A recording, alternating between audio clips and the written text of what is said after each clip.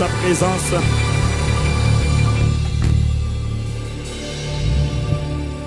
Alléluia.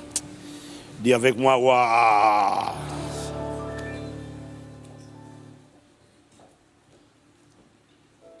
Le titre de mon message aujourd'hui s'intitule « Ce que Satan redoute le plus chez toi, chez vous. » Ce que Satan redoute le plus. C'est quoi? Qu'est-ce que Satan craint tellement à ton sujet? Est-ce qu'il craint ton onction? Est-ce qu'il craint ton nom de famille? Qu'est-ce qu'il redoute le plus? Ah, c'est une bonne question. Ce qu'il redoute le plus, c'est ça que tu dois faire. Amen. Alors, je voudrais faire un petit flashback, retour en arrière. Depuis le mois de septembre, nous sommes en train de parler des secrets de la prière qui n'échoue jamais. Il y a un type de prière qui ne peut pas échouer. Nous avons dit que c'est la prière efficace combinée à la prière persistante.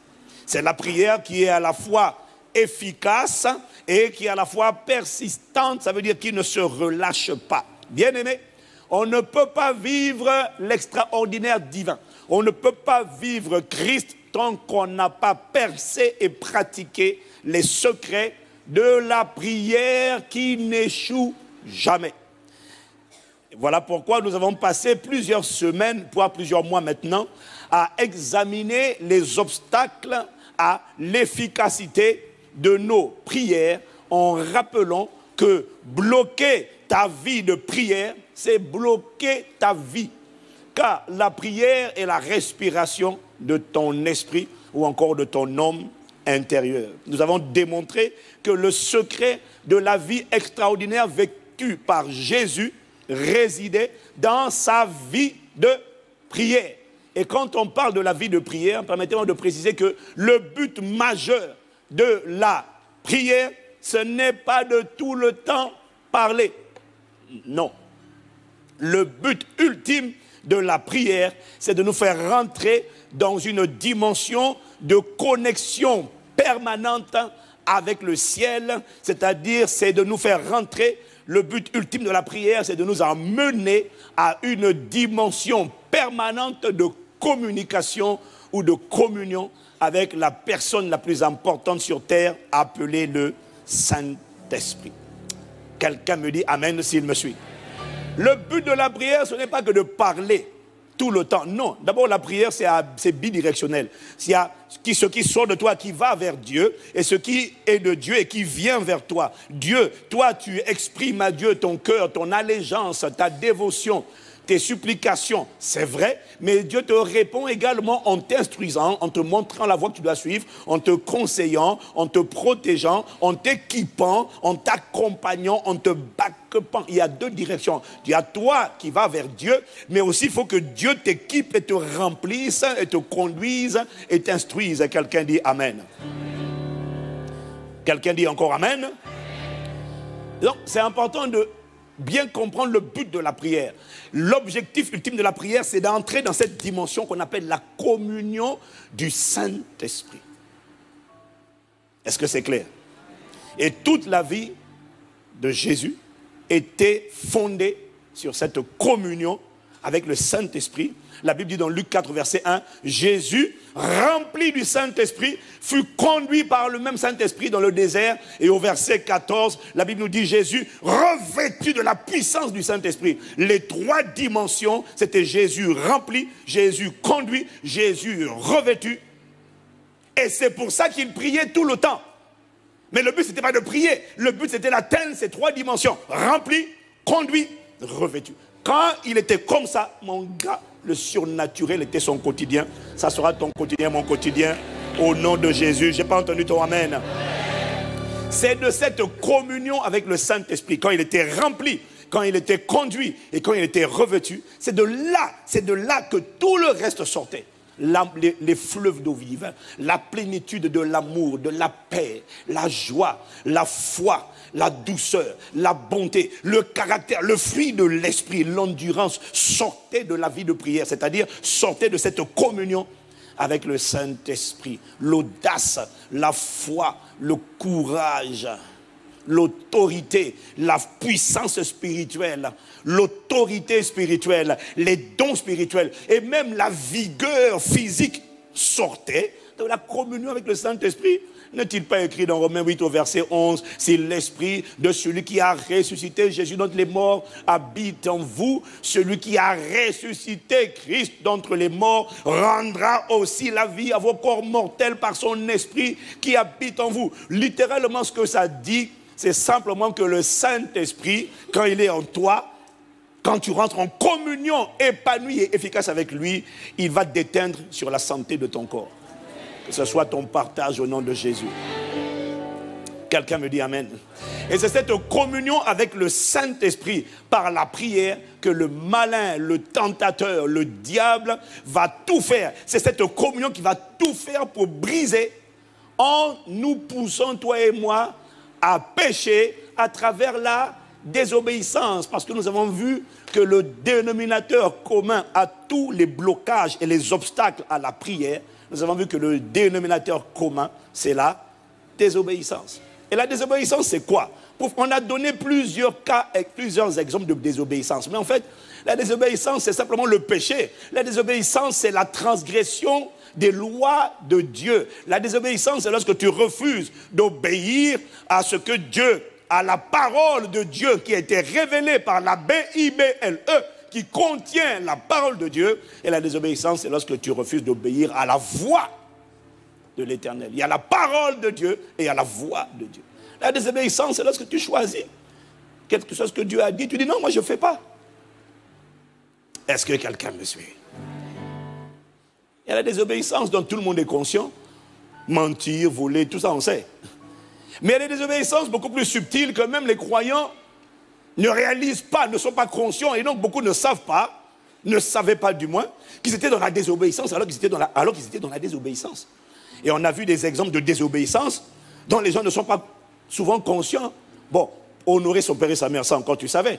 Mais faire sa part dans le mariage, refuser de faire sa part dans le mariage, on a vu que c'était de la désobéissance. Et ouais, c'est là où la plupart des gens ont perdu le sourire. Pas aujourd'hui, la dernière fois. Ah bon? Quand je dis, mon corps est à moi, et quand le gars dit, je ne parle pas, les gens ne parlent pas beaucoup, je ne parlerai pas. Désobéissance, tes prières bloquées. Reçois la grâce d'un mariage épanoui si tu es marié au nom de Jésus. Hey, bien-aimé, je suis heureux. Non, c'est impressionnant, je suis heureux. Et ce qui est fort, c'est que je suis encore plus heureux que le jour où je me suis marié. Je suis avec crescendo depuis 20 ans. Waouh, magnifique. Seigneur, merci. Waouh. Dis amen pour moi. Oh. Alléluia. Pardon. On était où? Ah, là, on a l'église. Alléluia, on a l'église. Reste concentré. Allons, y va. Oh, ça va? Ok.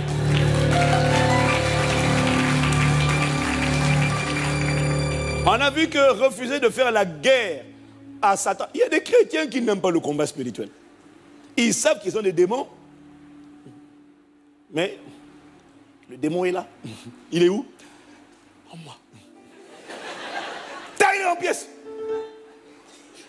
Je ne peux pas. Ça veut dire que toi, tu préfères cohabiter.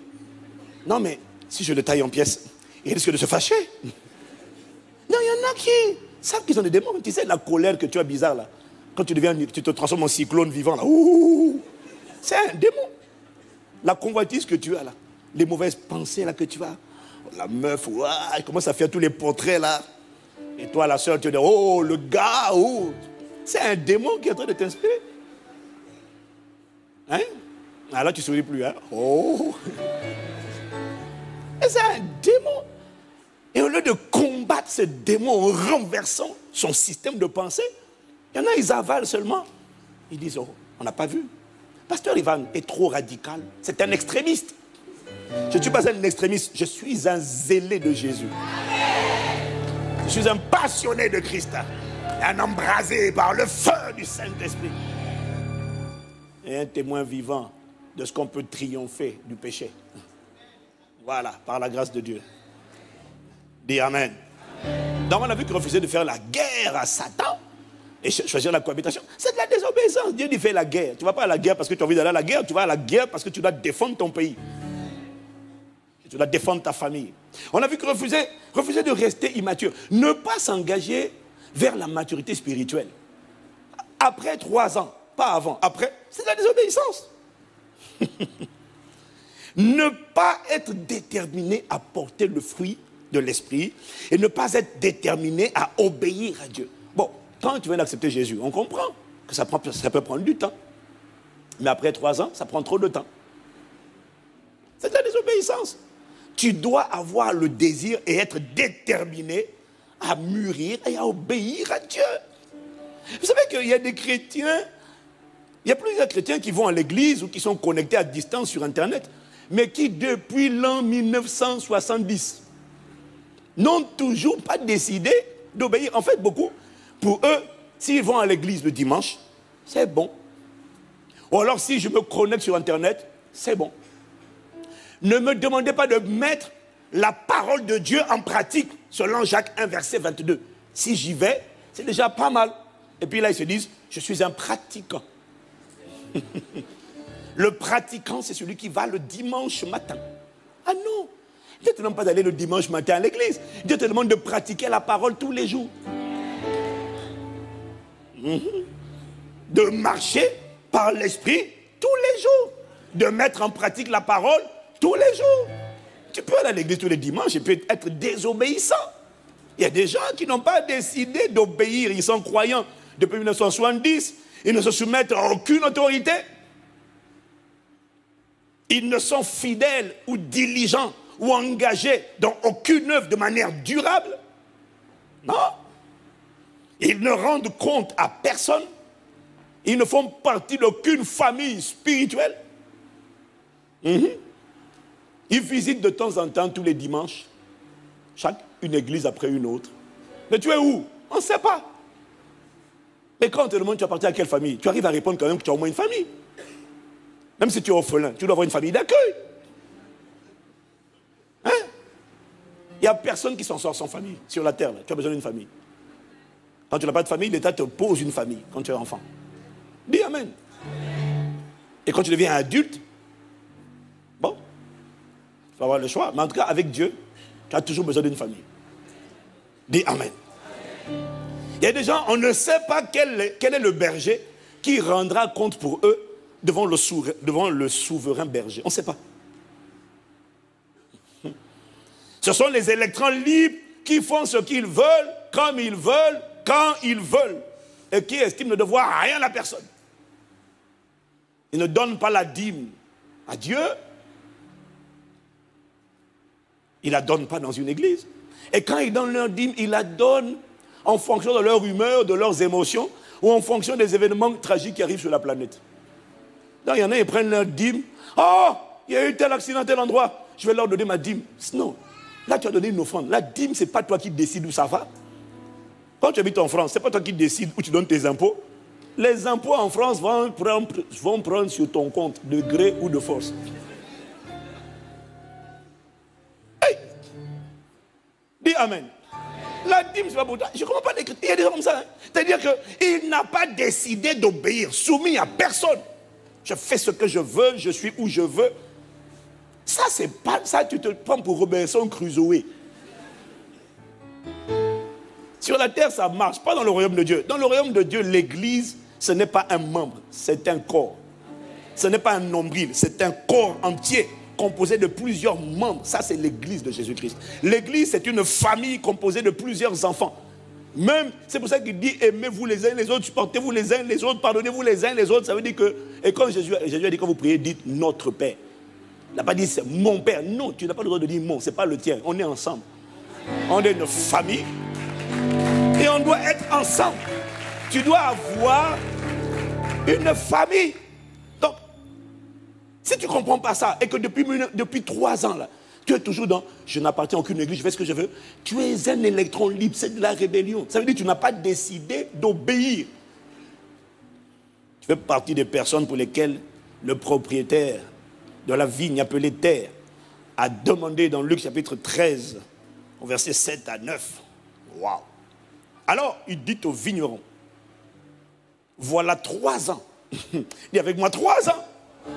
Voilà 3 ans que je viens chercher du fruit à ce figuier. Je n'en trouve point. Ça fait 3 ans que Dieu cherche le fruit. Il dit, où est l'amour? Où est l'humilité? Où est la douceur? Où est la patience? Où est la paix? Où est la joie? Il n'y en a toujours pas. Non, non, non, c'est-à-dire que Seigneur, je suis en train... ça va venir un jour. Dieu dit, ça fait 3 ans. Dieu dit au bout de 3 ans, là, coupe-le. Pourquoi est-ce qu'il occupe la terre inutilement? Retranche-le de la terre. C'est comme ça qu'il y en a qui meurent avant le temps. Tu ne mourras pas au nom de Jésus. Le vigneron lui répondit, Seigneur, ça c'est l'intercesseur, ça c'est Jésus et le Saint-Esprit. Hein? Le vigneron lui répondit, Seigneur, laisse-le encore cette année, 1 année encore de sursis. Je creuserai tout autour et j'y mettrai du fumier. J'avais dit, hein, le fumier, ça ne sent pas bon. Hein. Donc ça veut dire que ce que Dieu va faire, ça ne va pas forcément sentir bon pour toi, mais ça sera utile. Donc quand on met le fumier, on met des trucs qui sont encore mauvais. Je ne mets pas déjà ça, et puis il permet encore des circonstances bizarres pour me briser encore. Mais oui, mais comme tu ne veux pas obéir. Donc on met le fumier, ça sent mauvais. Mais c'est pour t'emmener à l'obéissance. Dieu enseigne le malheureux par la souffrance. C'est le fumier. Peut-être à l'avenir donnera-t-il du fruit, sinon tu le couperas. Dis à ton voisin, tu as 3 ans. Non. Quand tu dis ça, ton voisin n'a pas envie de te le dire parce qu'il a envie de te dire, moi, ça fait déjà 3 ans. Waouh! Bon, voisin, même s'il n'a pas envie de te parler, dis à ton voisin, tu es en retard, hein? Bien-aimé, écoute-moi, le plus grand mal que tu puisses faire à ta propre vie, c'est de désobéir à Dieu. Tu n'as aucune idée. Tu n'as aucune idée. Le plus grand dommage que tu puisses faire à ta vie, c'est désobéir à Dieu. Parce que la désobéissance bloque ta vie de prière. La désobéissance t'étouffe de l'intérieur. La désobéissance assèche ta vie. La désobéissance retarde la manifestation des projets de Dieu pour ta vie. La désobéissance est terrible. La désobéissance, écoute-moi, introduit dans ta vie des malheurs, des catastrophes, des fléaux, des accidents inutiles que Dieu n'avait même pas planifiés pour ta destinée, mais que toi-même tu as activé. Parce que chacune de tes actions va provoquer une réaction ou un effet. Chacune de tes semences, de tes actes que tu poses aujourd'hui va provoquer une récolte, une moisson demain. La désobéissance introduit dans ta destinée, dans le calendrier de ta vie, des événements que Dieu n'avait pas insérés dans ta vie. Tu le sais, mais tu n'en es pas conscient.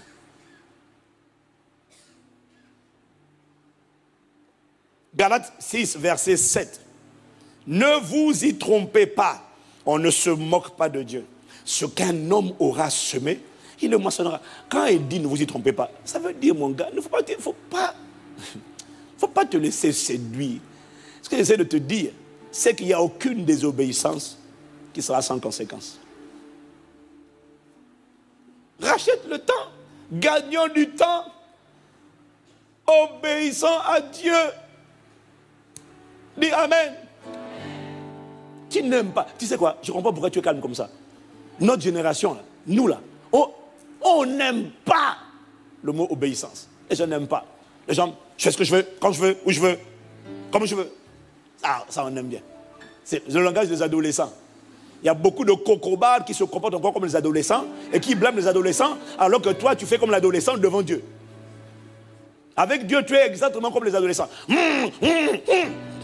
Tu as 45 ans, 60 ans, 70 ans, mais spirituellement, tu es exactement comme un bébé ou un adolescent devant Dieu.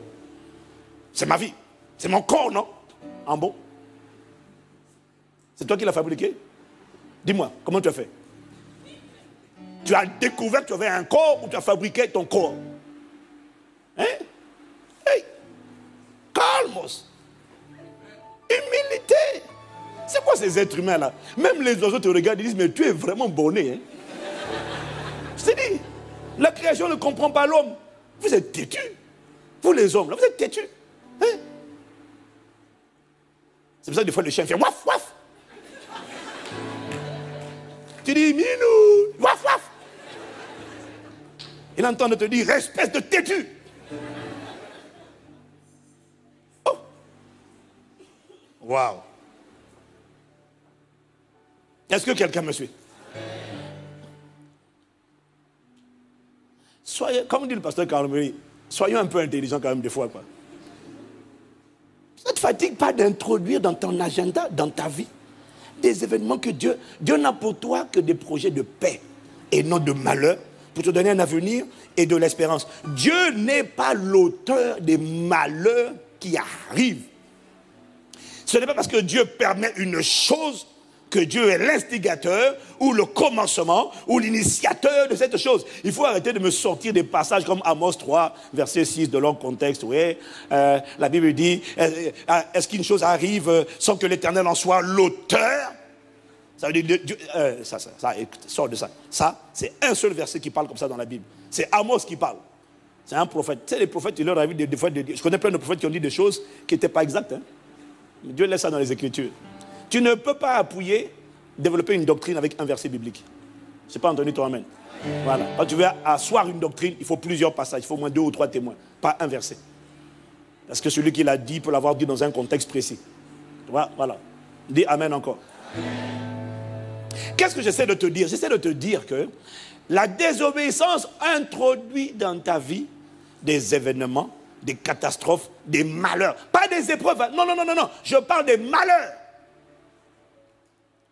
Parce que l'épreuve, Dieu, pour ta vie, a prévu des épreuves. C'est vrai. Il a dit, vous aurez beaucoup de tribulations dans le monde. Prenez courage, car j'ai vaincu le monde. Amen. Il a dit, ceux qui veulent croire, ceux qui veulent vivre pieusement en Jésus-Christ seront persécutés. Et là, tu dis, amen. Mais il n'a pas appelé ça malheur. Il a dit, heureux serez-vous lorsque vous serez persécutés, outragés à cause de mon nom. Il n'a pas appelé ça malheur, il a appelé ça grâce aux yeux de Dieu. Ce n'est pas un malheur pour Dieu. Donc, tout ce qui arrive ne vient pas de Dieu. Ce qui vient de Dieu, ce sont les épreuves. Mais les épreuves, ce sont les examens de passage en classe supérieure. Les épreuves dont Dieu parle, auxquelles tu vas être confronté dans ta vie, c'est une certitude. Ce sont les trahisons. Ça va venir. Oh, tu n'es pas d'accord? Les trahisons, dis amen. Tu dis pas, moi, je peux en parler. Les trahisons, les fausses accusations. Ça, ce sont les épreuves que Dieu permet. Les épreuves que Dieu permet, ce sont les trahisons, ce sont les fausses accusations, ce sont les persécutions, ce sont les calomnies, ce sont les injures, ce sont les incompréhensions et les critiques de la part du monde. Ça, oui. Mais les épreuves là, quand Dieu envoie une épreuve, c'est un test, c'est un examen de passage. Il n'y a pas mort d'homme. Non. Il n'y a pas mort de tes enfants dans le plan de Dieu. Non. Il y a des malheurs, des catastrophes qui sont le résultat d'actes de désobéissance que tu as posés, que nous avons posés, qui n'étaient pas dans le plan de Dieu, mais que les choix des hommes ont activé. La volonté de Dieu est exprimée dans sa parole. Dans Psaume 127, versets 3 à 4, la Bible dit, l'héritage que l'Éternel donne, ce sont des fils. Les enfants sont une récompense. Dis avec moi, les enfants sont une récompense. Dans Psaume 128, au verset 1 à 6, voilà, ça c'est la promesse de Dieu, ça c'est la volonté de Dieu, ça c'est la parole de Dieu. Il est écrit, heureux l'homme qui craint l'Éternel, qui marche dans ses voies. Ça c'est la volonté de Dieu à laquelle moi je m'accroche. Il dit, tu profites, l'homme qui craint l'Éternel, tu profites alors du travail de tes mains. Tu es heureux, tu prospères. Ta femme est comme une vigne porteuse de fruits dans ton foyer. Tes fils sont comme des plantes d'olivier. Ça veut dire ils sont pleins d'énergie, ils sont pleins de force, ils sont pleins de vigueur. Tes fils sont comme des plants d'olivier autour de ta table. Ça veut dire que tes fils sont assis autour de ta table. C'est la notion de ensemble, c'est la notion de communion, c'est la notion de rassemblement familial, c'est la notion d'unité familiale. C'est ainsi qu'est béni l'homme qui craint l'Éternel. Au verset 6, il dit, tu verras les fils de tes fils. Ça, c'est la volonté de Dieu. Dis Amen. Je n'ai pas entendu. Amen. Maintenant, regarde avec moi. Lorsque David a commis l'adultère avec Bathsheba, David, quand il a commis l'adultère, il a commis l'adultère avec Bathsheba. 2, il a ordonné de manière subtile le meurtre, l'assassinat de son pilier, de son soldat, de son général, un de ses généraux, de ses vaillants hommes qui s'appelait Uri. Quand David a fait ça, David a inséré, David a donné à Satan le pouvoir d'attaquer sa destinée et sa postérité. Ce n'était pas dans le plan de Dieu. David a introduit à travers le meurtre d'Uri et l'adultère avec Bathsheba, David a introduit dans sa famille au moins 2 événements catastrophes que Dieu n'avait pas préparés, Dieu n'avait pas planifié pour lui. Il a introduit, premièrement, la division ou le déchirement de sa famille à la place de l'unité. Deuxièmement, David a introduit dans l'agenda de sa destinée un événement, une catastrophe appelée tentative de coup d'État. Non, pas tentative, coup d'État de la part de son propre fils, Absalom. C'est édifiant de lire 2 Samuel, chapitre 13, au verset 1 jusqu'au verset 2. C'est très édifiant. Lis avec moi à haute voix. Lis-moi les 2 premiers mots que tu vois. À haute voix. 1, 2, 3. Ah non, j'ai pas bien entendu. 1, 2, 3. Voilà. Maintenant, je vais te dire la suite. Après cela, voici ce qui arriva. Absalom, fils de David, avait une sœur qui était belle et qui s'appelait Tamar. Et Amnon, fils de David, l'aima. Amnon était tourmenté jusqu'à se rendre malade à cause de Tamar, sa sœur, car elle était vierge et il paraissait difficile à Amnon de faire sur elle la moindre tentative. C'était compliqué. Mais qu'est-ce que ça s'est produit? Ça s'est produit après cela. Qu'est-ce qu'il y a au 2 Samuel chapitre 12? Il y a 11 et 12, il y a l'histoire de l'adultère avec Bathsheba et l'assassinat de Uri.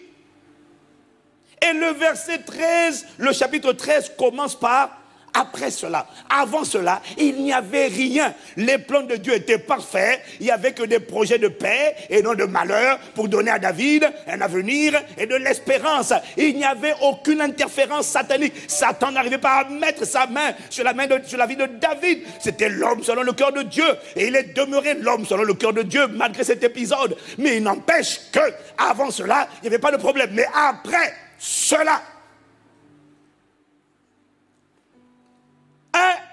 la Bible dit, Absalom avait une sœur. Elle était mignonne, belle de figure, formidable. Il avait un demi-frère, Amnon. Tamar était belle déjà depuis longtemps. Elle était déjà adulte depuis longtemps. Amnon était là, c'était un des fils de David.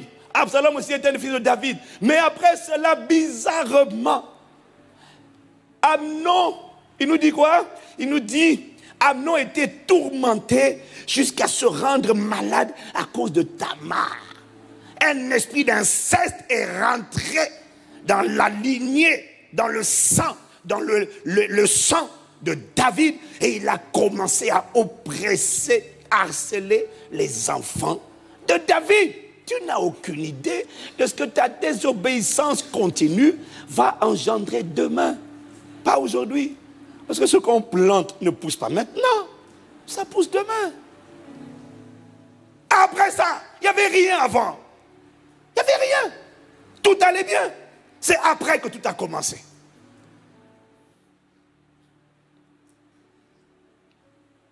Après cela, est entré un esprit de perversion, d'inceste, d'immoralité sexuelle. Est rentré un esprit de division, de déchirement entre les enfants. La haine est rentrée dans la famille. Un esprit de meurtre est entré. Absalom, en colère, a tué Amnon, son demi-frère.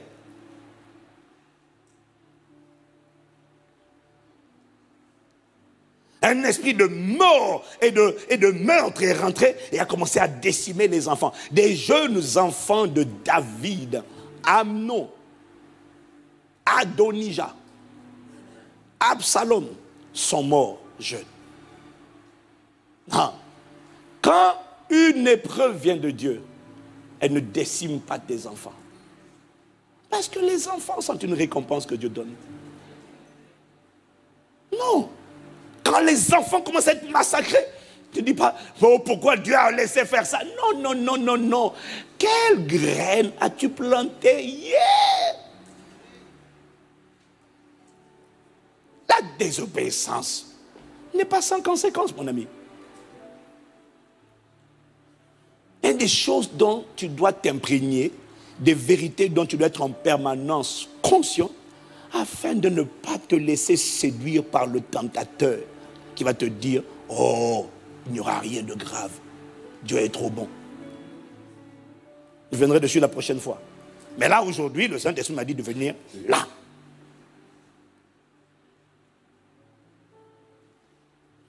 Ce n'est pas Dieu qui avait programmé tous ces malheurs-là. Quand Dieu, il programme dans la vie de chacun d'entre nous des épreuves. Les épreuves sont là pour nous faire passer à la classe supérieure. Dimension supérieure d'autorité, dimension supérieure de puissance, de consécration. Quand Dieu veut te faire passer au niveau supérieur, il va permettre des épreuves, des fausses accusations, des trahisons. Mais le but de ces trahisons, de ces calomnies, de ces rumeurs, de ces ragots, de ces choses, de tentatives de salir ta réputation, sont juste là pour t'apprendre à mourir à toi-même. Ce n'est pas pour tuer tes enfants, non. C'est pour mourir à toi-même, rester dans l'amour. Quoi que tu prennes comme coup, trahison, continue de rester dans l'amour. Jésus a dit, le prince de ce monde vient et il n'a rien en moi. Quel que soit ce que Jésus a enduré, la Bible dit, injurié, il ne répondait pas, maltraité, il ne faisait pas de menaces, il s'en remettait à celui qui juste jugement. Ça, ce sont les épreuves que Dieu envoie et je dis Amen. Et le malheur, la catastrophe, ta famille décimée, ta santé décimée. Non, non, non, non, non, non, non. La désobéissance n'est pas sans conséquence. Bien-aimé, ce que j'essaie de te dire, c'est que il faut que tu réalises une chose. Ce que Satan craint le plus, ce n'est pas que tu naisses de nouveau. Non, ce n'est pas ça qui lui fait peur. Ce n'est pas que tu ailles à l'église. Non, non, non, non, non. Ce n'est même pas que tu pries. Non, non, non. Ce que Satan redoute le plus, c'est que tu obéisses à Dieu. Il faut que tu sois conscient. Ce qu'il redoute le plus, c'est ça que tu dois choisir. Ce qu'il redoute le plus, c'est ton obéissance à Dieu. Le problème, c'est qu'on n'aime pas le mot obéissance. Parce que le mot obéissance implique une perte de contrôle de notre propre vie.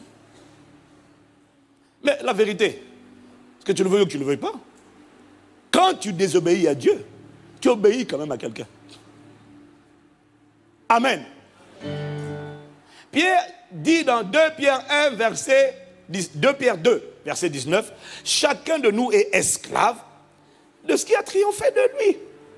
Le monde invisible contrôle le monde visible. Les êtres invisibles, spirituels, contrôlent les êtres humains. La question, c'est qui te contrôle? Tout le monde. Quand tu n'obéis pas à Dieu, ce que tu dois comprendre, c'est que quand tu n'obéis pas à Dieu, tu obéis à un démon. Parce que derrière toutes les œuvres de la chair, on a déjà vu qu'il y a un démon. Il n'y a pas une émotion d'abord. C'est le démon qui crée cette émotion. Derrière la peur, il y a un esprit de peur qui crée un sentiment de peur. Derrière l'amertume, il y a un esprit d'amertume qui oppresse l'âme et qui crée un sentiment qu'on appelle le sentiment d'amertume.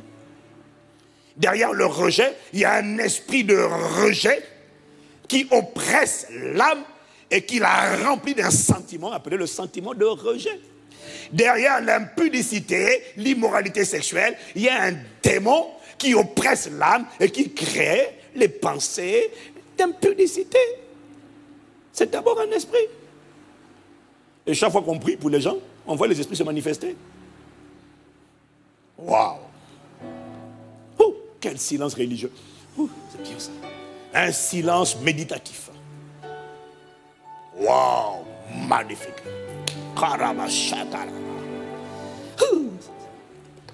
Oh Saint-Esprit, convainc-nous.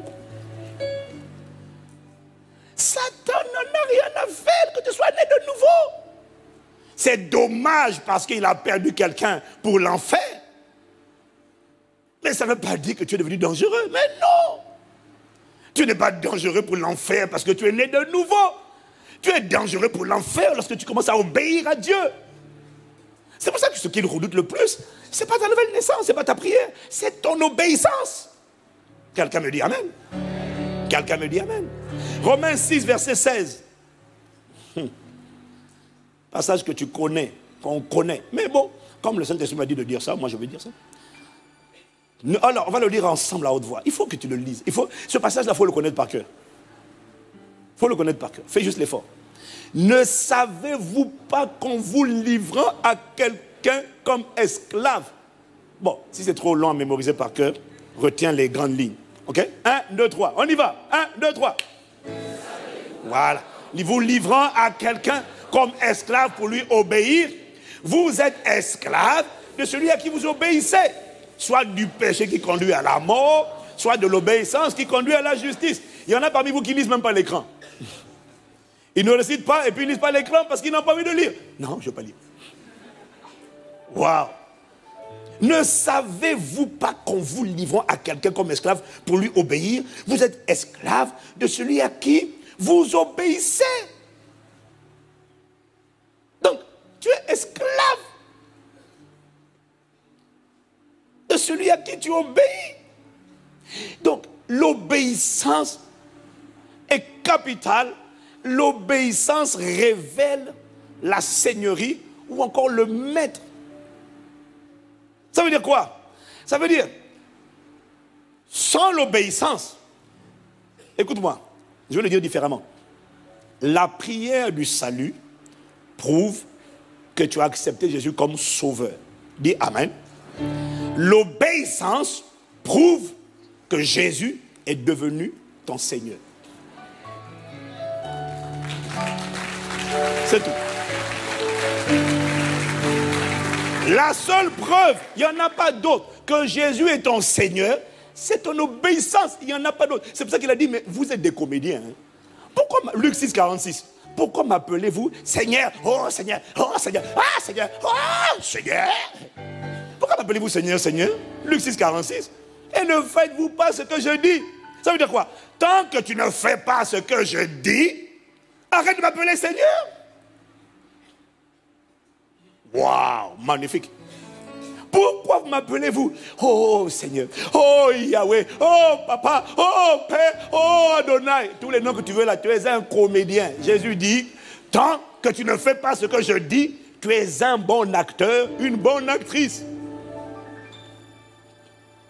Pasteur Evan est dur hein, quand même. Hein? Hey, dis donc. Mais c'est pas moi. Je suis le porte-parole du Saint-Esprit. Pourquoi tu m'appelles Seigneur? Est-ce que tu fais ce que je te dis? Tu dis, non mais alors dis sauveur, sauveur. Ne dis pas Seigneur, Seigneur. Tant que tu ne fais pas ce que je dis, ne m'appelle pas Seigneur. Ce qui prouve le Seigneur, c'est l'obéissance. C'est l'obéissance qui révèle la seigneurie. C'est ce qu'il dit. Ne savez-vous pas qu'en vous livrant à quelqu'un comme esclave pour lui obéir, vous êtes esclave de celui à qui vous obéissez. Ça veut dire quoi? Celui à qui tu obéis révèle ou détermine celui dont tu es l'esclave ou encore celui qui est ton maître. Celui à qui tu obéis détermine qui est ton maître, qui est ton Seigneur. Alors, le Saint-Esprit m'a dit, dans l'église, il y a plein de gens qui ont Jésus pour sauveur, qui devraient dire simplement, sauveur, sauveur. Sauf que si tu peux à côté de ton voisin, ça va faire bizarre. Il dit, mais pourquoi tu ne l'appelles jamais Seigneur? Mais c'est parce qu'il n'est pas ton Seigneur. Il y en a, leur sauveur, c'est Jésus, mais leur Seigneur, c'est l'esprit de colère. Il y en a, leur sauveur, c'est Jésus, mais leur Seigneur, c'est l'esprit de peur. Parce que quand l'esprit de peur les prend, il y en a, leur sauveur, c'est Jésus, mais leur Seigneur, c'est l'esprit d'adultère ou de fornication. Pourquoi? C'est à lui que tu obéis. Dès qu'il dit tagadap, tagadap, tu fonces. Dès qu'il dit mets la main en bas, tu touches. C'est ça. Tu es en train de... Mais alors, dis à cet esprit-là, oh, démon, mon démon. Rien n'est comparable à toi. Non, ne mets même pas ça, ne mets même pas ça. Ne va même pas là-bas. Waouh! Mais arrêtons de nous tromper par de faux raisonnements. Le Seigneur, c'est celui à qui tu obéis. Ne savez-vous pas qu'en vous livrant à quelqu'un comme esclave pour lui obéir, vous êtes esclave de celui à qui vous obéissez? Je sais qui est ton Seigneur, je sais qui est ton maître, parce que c'est le mot kurios. Je sais qui est le maître en voyant à qui tu obéis. Donc, il y en a, ils ont Jésus comme sauveur, mais leur Seigneur, c'est un démon. Aïe! Oh Jésus, tu seras mon Seigneur, tu seras mon propriétaire absolu. Quand je pense à ça, mon corps est un temple, ma vie t'appartient. Conduis-moi sur les rails de ta volonté. Accorde-moi la grâce de t'obéir. L'obéissance prouve qui est le Seigneur. Ou révèle. C'est magnifique. Hein? Il y en a, ils ont Jésus comme sauveur. Mais leur Seigneur, c'est l'esprit de mensonge. Des menteurs professionnels. Quand ils parlent. C'est-à-dire que, non mais, il y en a, ils ont des talents. Ils auraient même pu devenir réalisateurs. Ils inventent des scénarios. Le pasteur Ivan a fait ci. Le pasteur Ivan a dit ça. Maman. Le gars chez lui, il n'a rien dit. On l'a vu à tel endroit. Ah bon? On l'a vu dans une loge. Où est la photo? Alors, comme maintenant les gens font des photos montage. Un jour, il y en a qui me sortent des photos montage aussi bizarres. Hein? Aïe! Waouh!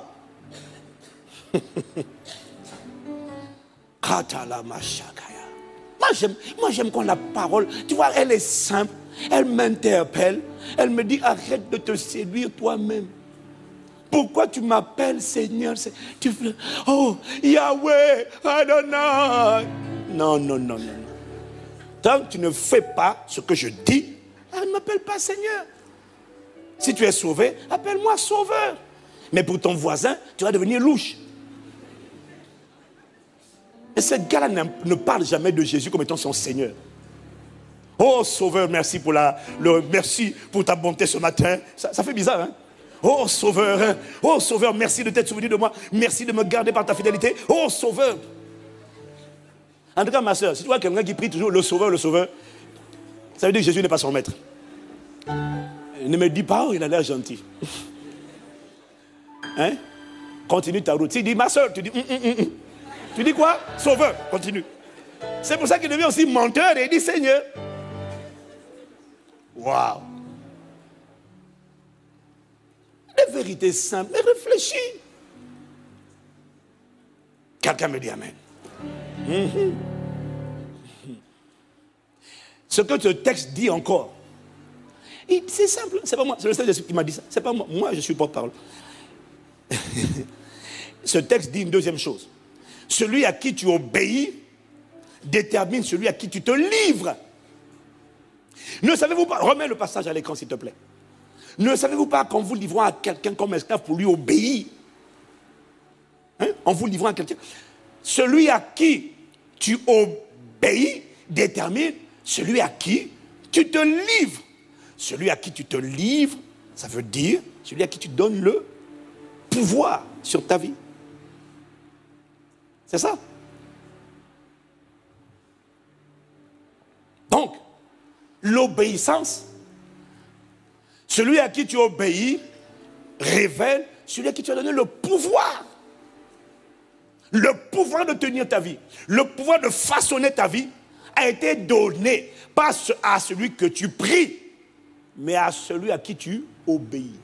Ah! Tant qu'il n'y a pas d'obéissance, il n'y a pas de pouvoir donné. Tu donnes le pouvoir, pas à celui que tu invoques, mais à celui à qui tu obéis. J'aime ça, hein? Donc, l'obéissance à Dieu signifie la perte de pouvoir de Satan sur ta vie et le transfert de ce pouvoir de façonner ta vie au Saint-Esprit. C'est ça que produit l'obéissance à Dieu. C'est pour ça que Satan ne veut pas, redoute que tu obéisses à Dieu.